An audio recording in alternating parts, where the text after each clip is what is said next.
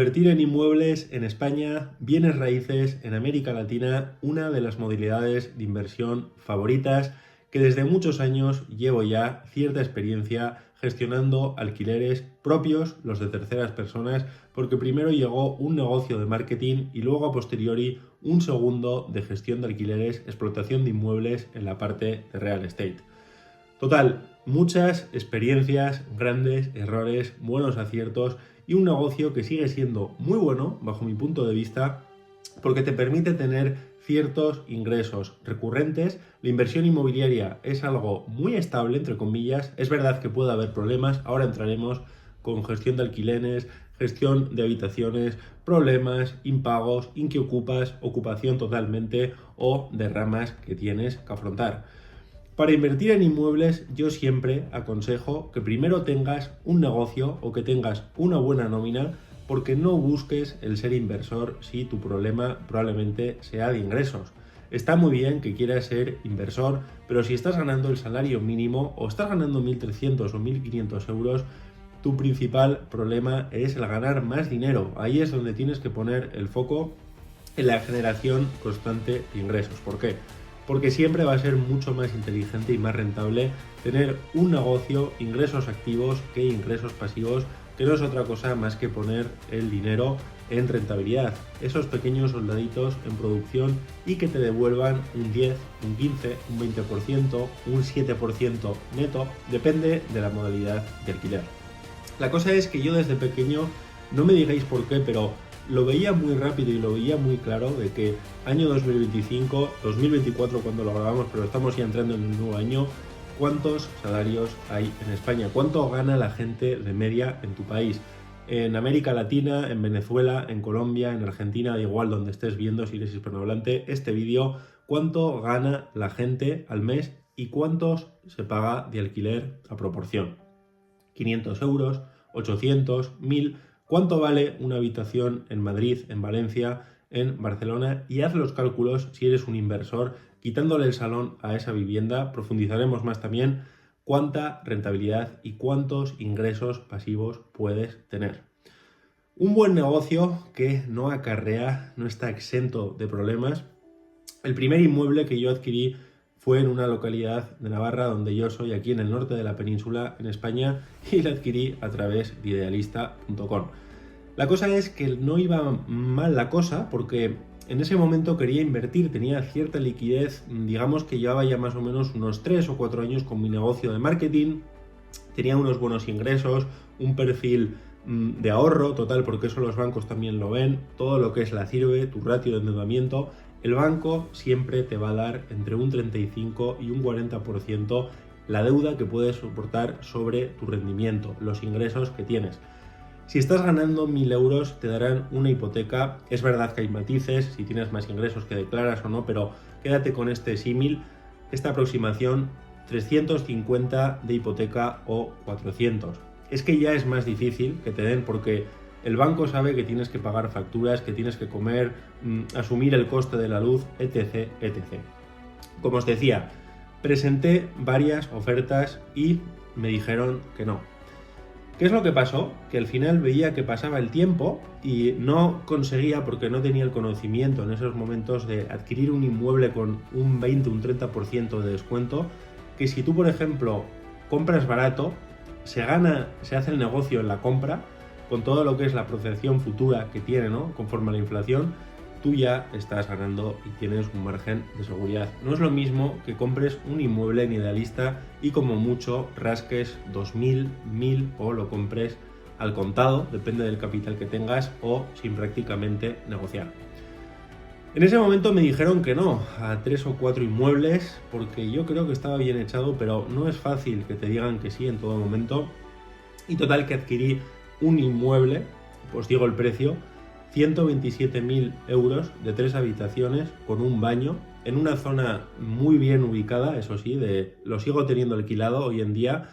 Generar más o menos un 7% de rentabilidad, no es mucho en inversión inmobiliaria, está alquilado. Es verdad que en ese momento había hipotecas muy buenas, a un 1,5 fijo. Fijaros qué interés, que el dinero está completamente regalado. Lo bueno que tiene este tipo de inversión, como decimos, es que tú puedes entrar con el dinero de otras personas, que con este caso es el dinero de los bancos. Deuda buena que el banco además es un producto que lo entiende perfectamente. Te presentas en la sucursal y dices que quieres adquirir una vivienda, la primera para vivir tú, y el banco, amigos, entiende el proceso, el modelo de negocio muy rápido. Te va a prestar un interés muy bajito. Es verdad que ahora cuando grabamos este vídeo quizás están a un 3,5, un 4%, ha bajado un poco el Euribor, ¿no? Pero quedaros con esto, dinero barato que si tú luego tienes la capacidad con un poquito de conocimiento, puedes tener unas rentabilidades muy buenas. Imagínate que tienes una hipoteca de 300 euros y tienes la capacidad de generar 750, 800, incluso más si lo haces por habitaciones. Todos los alquileres. Quitar el salón, hacer una pequeña adecuación, ponerle un candado en cada pequeña habitación que tengas para gente single, una pareja que también puede ir quizás en el salón, zonas céntricas de todas las ciudades, porque el alquiler de habitaciones va a más. No suben los salarios, los alquileres están carísimos, todo en general, la cesta de la compra, la vida es cara de por sí y no va a cambiar la cosa porque como mucho te subirán quizás un 2, un 3% en tu salario, el convenio colectivo que tengas el año que viene, y la inversión inmobiliaria protege tu dinero, el ladrillo. Es verdad que en este tipo de inversión hay muchos detractores, gente que ama mucho más, por ejemplo, las criptomonedas, los fondos indexados, la bolsa. No les falta razón en muchas cosas que dicen de que realmente el inmueble no te pertenece, tú eres el usufructo, porque estás pagando muchísimos impuestos, estás sujeto a constantes regulaciones, cambios, los burócratas, los políticos de turno pueden en cualquier momento cambiar las reglas del juego, que no te dejen subir los precios del alquiler, como decimos, que te suban el IBI, los impuestos, que se inventen nuevos, ¿no? Total. Muchas cosas que, de nuevo, no les falta razón a la gente que sigue la bolsa. Aún así, voy a seguir invirtiendo. Me gusta mucho porque, como digo, es una forma muy buena de adquirir dinero barato con financiación y entrar con deuda. Es algo magnífico que tú vayas a la entidad bancaria, pidas una hipoteca y te den, por ejemplo, una capacidad de 80.000, 100.000 euros y tienes unos ahorros de 50.000, imagínate si haces bien las cosas y que te den 2 hipotecas. Que ahorres ese dinero que tienes por los ingresos de alquiler y que lo pongas de nuevo en el circuito propio del dinero. Que lo reinviertas constantemente para generar mucho más cash flow positivo. Como os decía, ese fue mi primer inmueble y luego llegaron unos cuantos más. Eso sí, fuera del norte, porque donde yo vivo son muy caros los pisos. Tarragona, llegó también la Comunidad Valenciana, otra vez Cataluña, llegó zonas del sur de España. Pisos muy económicos, pero rentables. En real estate, bienes raíces, calcula esto siempre, simplificándolo mucho, hay 4 zonas. La zona prime, que viene a ser el centro donde los ricos invierten para proteger su dinero, su patrimonio. Si lo alquilan, quizás obtienen un 2% de rentabilidad, un 1,5, un 3 como mucho. Zonas 2, la periferia del centro, puede ser zonas cool, que están de moda, barrios emergentes. Son caros, pero también, si se busca, puede haber quizás a veces chollos. Zona 3, que vienen a ser los barrios obreros de clase trabajadora de toda la vida, que soportan grandes flujos de inmigración, gente que por ejemplo viene de América Latina, países del este, los pisos son más baratos y la gente se va a vivir a esos alquileres, como decimos, o gente del barrio de toda la vida en una zona completamente tranquila y muy digna. Y zona 4, que vienen a ser todo lo que son las barriadas, los guetos. Suele haber problemas, robos, prostitución, droga. No hace falta que te diga que ahí no te interesa invertir. Tú tienes que estar siempre en zona 3, que es la mejor, y a ser posible, cuando hagas una rotación de cartera de los inmuebles que tienes, te pases a zona 2.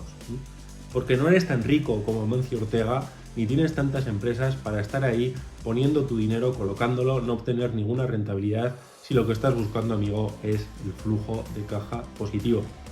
Los inmuebles te dan libertad, porque lo bueno que tienen es que si creas sistemas, puedes hacer también ciertas técnicas para automatizar todo lo que son los alquileres de habitaciones. Yo lo hice en su día, también son muy pasivas. Es verdad que ya no es tanto una inversión, sino bajo mi punto de vista un negocio, porque hay muchísima rotación de inquilinos, y no hablo ya solo de estudiantes como era hace años, sino gente trabajadora, como os decíamos, una pequeña adecuación, sacas el salón, siempre que sea al mínimo una vivienda de 3 habitaciones o más, 4 a ser posible, y que tenga 2 baños. Un piso ideal si es un primero sin ascensor, con una buena rentabilidad. Cuando vayas a adquirir un inmueble, si lo que buscas es el flujo de caja positivo, fíjate que los costes de comunidad sean muy bajitos. Yo, por ejemplo, en un inmueble que tengo en Alicante, pago 25 euros al mes de comunidad. En la que tengo en Tarragona, pago bastante más porque tiene piscina, ya sabéis, hay que pagar el jardinero, todas estas cosas. Y luego también tengo mis inversiones por España. Por cierto, nunca digas tampoco cuántos inmuebles totales tienes. La gente me suele decir, ¿cuántos inmuebles tienes tú? Pues yo les digo, mira, entra en mis redes sociales, en TikTok, donde voy colgando, si tiras para abajo, y te puedes hacer a la idea más o menos de cuántas propiedades de inmuebles tengo propias, porque también gestiono las de otras personas. Y como os digo, un negocio de marketing y de real estate, más negocios digitales, tiendas online, que también es una buena inversión. No una inversión, es un negocio, entenderme, pero llega el dinero de forma pasiva. Porque con una tienda online puedes facturar quizás, imagínate, 1.300 euros al mes, tienes un margen de 500, 600 euros, tienes una segunda, una tercera, una cuarta y vas generando fuentes de ingresos masivas. Los inmuebles van a seguir siendo rentables porque es una necesidad básica que todas las personas, yo creo que en el 2050 y en el 2060 vamos a seguir viviendo en inmuebles, y además el mercado del alquiler está en auge. No todo el mundo puede, ojo, ni quiere vivir en propiedad, porque el vivir en propiedad sí que es verdad que te ata en cierto modo. Yo siempre aconsejo que si puedes seas propietario, porque a la larga vas a ganar, pero puedo entender que depende la mentalidad que tengas. Si eres un nómada digital, quieres por ejemplo ser propietario, pero para invertir esos inmuebles, puedo comprarte esa idea que tienes, pero al menos mueve tu dinero y hazte inversor. En la parte de Tarragona, como os decía, fue una compra bastante mejor, porque el piso era más barato, y cuanto más barato sea el piso, quédate con este principio muy simple, no es correlativo la subida al precio del alquiler. Es decir, no puedes alquilar un piso que vale 200.000 euros por 2.000 euros al mes. Baja si pones un índice y quizás lo podrás alquilar por 1.200, 1.100. Sin embargo, un piso que vale 80.000 euros, el alquiler estará en 800 o en 900. Ya ves la diferencia de precio, que se puede ir al doble, y tienes que hacer estos cálculos muy rápido. Si buscas el flujo de caja positivo, porque otra opción también sería tener una visión mucho más patrimonialista a la larga, como decíamos, pasarte de zona 3 a zona 2 en un futuro para tener en cartera propiedades que son mucho más interesantes. Yo no he tenido problemas con, por ejemplo, todo lo que viene a ser gente conflictiva, ¿no? En zona 3, que es donde yo siempre invierto, pero es verdad que los pisos son mucho más nuevos, que adquieras una vivienda de los años 60, de los años 70, que tienes que mirar siempre que haya pasado la IT. Ciertas cosas que al ser pisos viejos vas a soportar muchísimas más derramas. Esto no se dice mucho en muchos divulgadores que veas, por ejemplo, en YouTube o en otras plataformas. Tienes que tener liquidez, tienes que tener un colchón, como me pasó a mí hace un año, que tuve que pagar una derrama de 6.000 euros y no me dieron a mí ninguna subvención porque tenía ciertas rentas altas para el Estado, no sé qué parámetros o qué índices miran, pero a otros vecinos sí que les dieron y a mí, total, que no me dieron nada. Y tuve que pagar de mi bolsillo esos 1.000 euros por arreglar el tejado. Total, tener cash flow todos los meses y tener también cierta liquidez por lo que pueda pasar. Eso sí, haz los cálculos, como decimos, de que si por ejemplo tienes 3 pisos, 4, 6, 7, 600 euros a cada uno, ¿cuánto dinero necesitas para estar bien económicamente y que no te falte de nada? Porque cuando adquieres la libertad financiera con inmuebles, lo bueno es que entras con el dinero de los bancos, con mucho cuidado, ojo, sabiendo en qué te estás metiendo, eres una persona libre, que si a tus padres les pasa algo, tu mujer ha tenido un problema, tienes que cuidar de tus abuelos, tú puedes ser esa persona que al menos a las tardes, el fin de semana, dediques más tiempo a los tuyos o a tus hobbies. Cuanto antes soluciones el problema del dinero, mejor, que solamente es una herramienta, es un fin para tener esa libertad que quieres. Anécdotas que me han pasado en real estate es que, por ejemplo, con inquilinos, en la gestión de habitaciones me refiero, entre ellos a veces hay problemas por las zonas comunes, que hay una persona que es muy sucia, que huele muy mal, tienes que hacer tú muchas veces de árbitro, de mediador. Nunca se te ocurra hacer un WhatsApp, quédate con estos y gestionas habitaciones con todos los inquilinos que haya en ese momento. Porque te vas a convertir en el árbitro, en el mediador y siempre vas a quedar mal con alguna de las partes. Hablamos de habitaciones. En alquiler tradicional, mucho cuidado con las confianzas. Manda un WhatsApp si, por ejemplo, entre el día 1 y el día 7 o el día 6, según como lo hayas puesto en el contrato, que eso es algo que tienes que ponerlo muy claro con un inventario, puedes mandar un mensaje: buenas tardes, no hemos recibido el ingreso del alquiler de este mes. Punto. Ni llamas ni empiezas a escuchar al inquilino, porque entonces por voz te empieza a decir una excusa, llega un retraso, ya en vez del día 12 es el día 15, el mes que viene te paga el día 10, el siguiente es el 20 y el cuarto, el quinto directamente ya ni te paga y te metes en un problema con 2 o 3 meses de retraso. Tienes que saber, en España al menos, la ley es muy hostil de cara al propietario, está así, solamente tienes que saber jugar con las reglas del juego y tienes que hacer un buen filtrado de inquilinos, mirar la nómina, comprobarla, la declaración de la renta, por supuesto, y mucho cuidado, siento decirlo, si algunos os enfadáis, pero que esas personas no sean vulnerables, porque te vas a meter en un auténtico lío. Si hay, por ejemplo, varios hijos, 3 hijos, 2, una pareja, no digo que no alquiles a hijos con niños pequeños, yo lo he hecho, pero mirándolo muy bien. Puedes tener muchísimos problemas, como muchos clientes que yo he tenido que les han dejado de pagar. A mí, por suerte, lo único que he tenido han sido retrasos, alguna bronca con habitaciones, pero no he tenido, en cierto modo, hablo de alquiler tradicional, sí que he tenido impagos con habitaciones, que se soluciona rápido, o pierdes quizás un mes, te quedas la fianza. Daría para otro vídeo mucho más amplio. Como te digo, utilizar el WhatsApp para tener esa distancia entre inquilino y propietario, una cordialidad algo profesional. Yo siempre intento responder cuando me mandan un mensaje si hay ciertas humedades, si hay algo estropeado, y en la medida de lo posible, como os digo, intento repararlo, busco una solución. No funciona la lavadora, no funciona el agua caliente.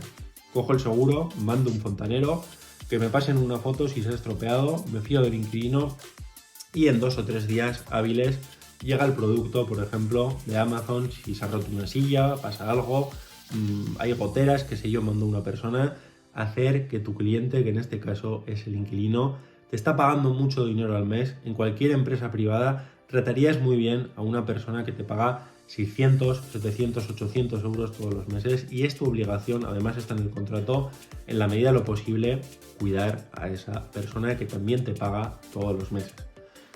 Llegó Tarragona, como os decía, cerca de la playa, llegó Alicante y llegaron otras comunidades autónomas. Pisos económicos que tú los puedas alquilar, y quédate con esto: si quieres hacer que la bola de nieve sea mucho más rápido, que el dinero vaya en velocidad, necesitas el alquiler de habitaciones. Porque en tradicional, tal y como están las leyes, muchas veces te arriesgas a que te dejen de pagar. Lo bueno que tienen las habitaciones es que un inquilino no se va a trincherar en una habitación. Es muy raro, ¿no? A no ser que alguien que tenga problemas mentales, porque tendrá que salir a utilizar las zonas comunes con otros inquilinos, y más o menos funciona bien si tienes que desalojar a esa persona. Hay empresas de desocupación también, si te ocurre algo grave, como ha pasado también a una gente muy cercana que yo tengo. Mejor que no tengas que utilizar esas empresas, pero intenta vaciar el piso cuanto antes y haz un buen seguro de impago si te preocupa el dormir a pierna suelta por las noches. ¿Cuánto cuesta un seguro de impago? Más o menos va a valer entre una mensualidad o 2 del alquiler, ese porcentaje que te estén pagando. Trasládalo al Excel, a una hoja de cálculo que tengas, que ahí es donde quiero parar. Necesitas una hoja de cálculo bien hecha, con celdas: a la izquierda los gastos, a la derecha los ingresos, lo que te pagan los inquilinos, IBI, costes de luz, si estás pagando tú, por ejemplo, el wifi, en una gestión turística, gestión temporal, como tengo yo, por ejemplo, en uno de los pisos de Tarragona, y haces, a fin de mes, calculas el flujo de caja de todos los inmuebles que tienes y lo pasas a la libreta, como lo hago yo, y calculas qué nómina tienes con inmuebles. Cualquier persona, quédate con esto, que tenga una nómina media alta, si no tiene muchas deudas, puede alcanzar la libertad financiera con inmuebles en unos cuantos años teniendo disciplina. Pagando el precio, ahorrando muchísimo, invirtiendo, haciendo bien las cosas y siendo inversor. Como decimos, tendrás deuda, le deberás dinero al banco, pero tendrás flujos de caja positivos que entran todos los meses. Suscríbete para poder seguir creando contenido de valor y para todos los que queráis marketing digital, gestión de redes sociales, páginas web, somos agentes digitalizadores de red.es. Va a seguir este año hasta octubre de 0 a 3 trabajadores. Si tenéis una empresa, os hacemos una página web, os llevamos al Instagram o vuestra marca personal. Saludos, que tengas un excelente día y nos vemos muy pronto.